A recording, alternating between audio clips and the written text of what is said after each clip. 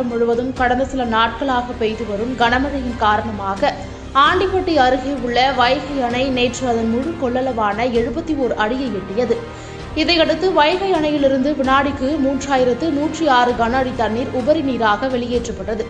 இந்நிலையில் நேற்று இரவு வைகை அணையின் நீர்பிடிப்பு பகுதிகளில் பெய்த பலத்த மழையின் காரணமாக அணைக்கான நீர்வரத்து வேகமாக அதிகரித்துள்ளது. இதனைத் தொடர்ந்து வைகை அணையிலிருந்து திறக்கப்படும் உபரி நீரின் அளவு வினாடிக்கு 3100 கன அடியிலிருந்து 4489 கன அடியாக அதிகரிக்கப்பட்டுள்ளது. நீர்பிடிப்பு பகுதிகளில் தொடர்ந்து மழை பெய்து வருவதால் வைகை அணையிலிருந்து திறக்கப்படும் உபரி நீரின் அளவு மேலும் அதிகரிக்க வாய்ப்புள்ளது.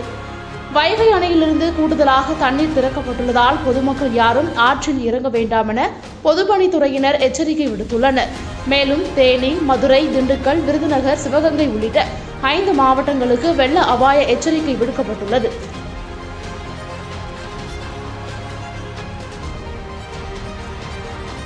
செய்திகளை உடனுக்குடன் தெரிந்து கொள்ள சான்றோர் குரல் பக்கத்தை ஃபாலோ செய்து கொள்ளுங்கள்.